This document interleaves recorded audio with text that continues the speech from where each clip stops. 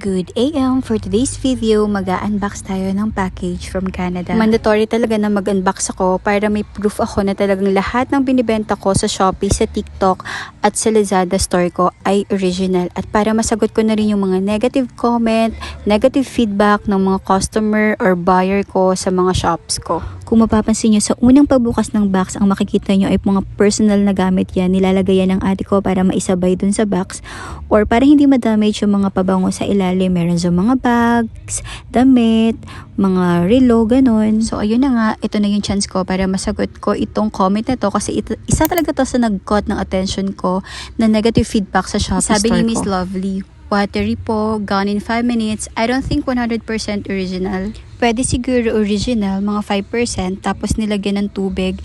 I had the original bottle pero naubos, tas di pa makabili ng bago pero disappointed. Sorry kung na-disappoint kita pero mas na-disappoint ako sa'yo kasi mas inuna mong mag-comment or magbigay ng negative feedback bago mo ako i-chat para ma-explain ko at ma-send ko sa'yo lahat ng proof na original, lahat ng binibenta ko. Bakit ko lalagyan ng water? For what?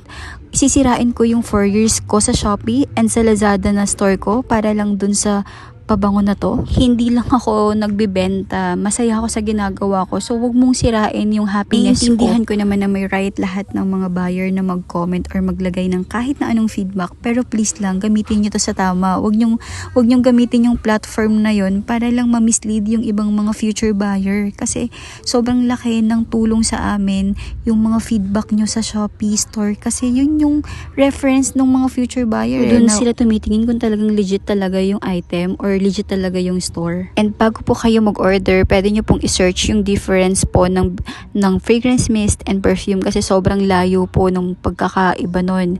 Ang fragrance mist po ay mura pero yung iba po tumatagal talaga sa atin kasi depende po yun sa body chemistry. Yan lang po, gusto ko lang sabihin na lahat ng platform na ginagamit natin ay gamitin po natin sa tama. Thank you!